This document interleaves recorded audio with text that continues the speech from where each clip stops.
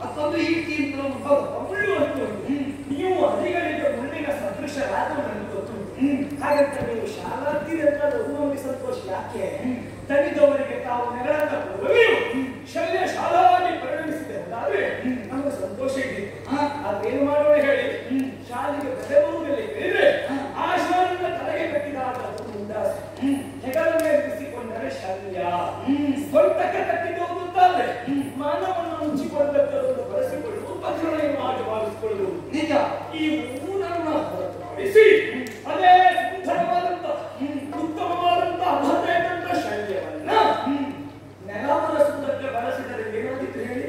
ಕಾಲ ಹೋದ ನಂತರ ನೆಲವರಸುವುದಕ್ಕೆ ಆಗುವುದದು. ಹಾಗಂತ ಶಲ್ಯ ಆರಂಭಕ್ಕೆ ಹೆಗಲಿಗೆ ಮತ್ತೆ ತಲೆಗೆ ಸಮಯ ಕಳೆದ ನಂತರ ಹಣತ್ತಾಗ್ತದಲ್ಲ, ಮತ್ತೆ ಒರೆಸುವುದಕ್ಕೆ ಸಮಯ ಕಳೆದ ನಂತರ ಹೇಳಿದ್ರೆ ಶಾಲೆಯ ಔಚಿತ್ಯವನ್ನು ಕಳೆದುಕೊಂಡ ನಿಜ. ಹಾಗಂತ ಈ ಶಲ್ಯ ಎನ್ನುವಂತ ಶಾಲೆ ಯಾವತ್ತಾದ್ರೂ ಔಚಿತ್ಯ ಕಳೆದುಕೊಂಡದ್ರಿಂದ ಇದು ಏನಿದ್ರು ಹಣತ್ತಾದ್ರೂ ಶೋಭೆಗಿರುವ ಶಾಲೆ. ಖಂಡಿತವಾಗಿ ಶೋಭಾಯಮಾನವಾಗಿ ಉಪಯೋಗಿಸಬೇಕಾದಂತ ಈ ಸಂಭರವೇ, ಈ ಶಲ್ಯವೇ ಇವತ್ತಿನ ದಿವಸ ನೆಲವನ್ನು ಒರೆಸುತ್ತೆ ಬಳಸಿದ ಹಾಗಾಯಿತಲ್ಲ.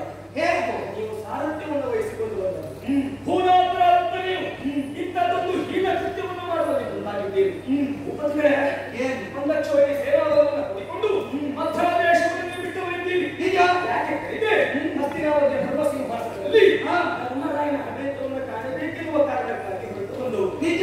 ಧರ್ಮದಾಡಳಿತವನ್ನು ಕಾರಣಕ್ಕೆ ಹೊರಟು ಬಂದಂತ ನೀವು ಊಟ ಮಾಡಿದ್ದು ಅಧರ್ಮಿಗಳ ಅನ್ನವಾದರೂ ಊಟ ಮಾಡಿದ್ದು ಧರ್ಮ ಎನ್ನುವ ಹಾಗೆ ಭಾವಿಸಿ ಅನ್ನದಾತ ಸುಖಿ ಭವ, ಅನ್ನದಾತ ಅಪೇಕ್ಷಿಸಿ ಕಷ್ಟ ಕೊಡ್ತೇನೆ ಎನ್ನುವ ಹಾಗೆ ಹೇಳಿದ್ದೀರಿ. ನಿಜ. ಒಂದು ಸಂತೋಷ ಗೊತ್ತುಂಟ, ಪ್ರಮಾದಕ್ಕಾದರೂ ಆಡಿದ ಮತ್ತು ಪ್ರಮಾಣ ಎನ್ನುವ ಹಾಗೆ ಸ್ವೀಕರಣೆ ಮಾಡಿದರು ನಿಜ.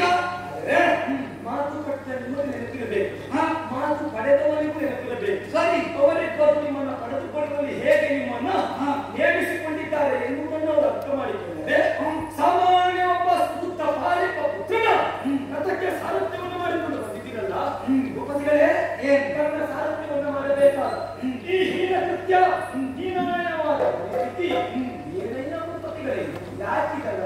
ಕೃಷ್ಣ ಇಷ್ಟರವರೆಗೆ ನೀ ಆಡಿದ ಮಾತುಗಳನ್ನು ಕಿವಿಯಾರೆ ಕೇಳಿದೆ, ಮನಸ್ಸಾರೆ ಮತಿಸಿ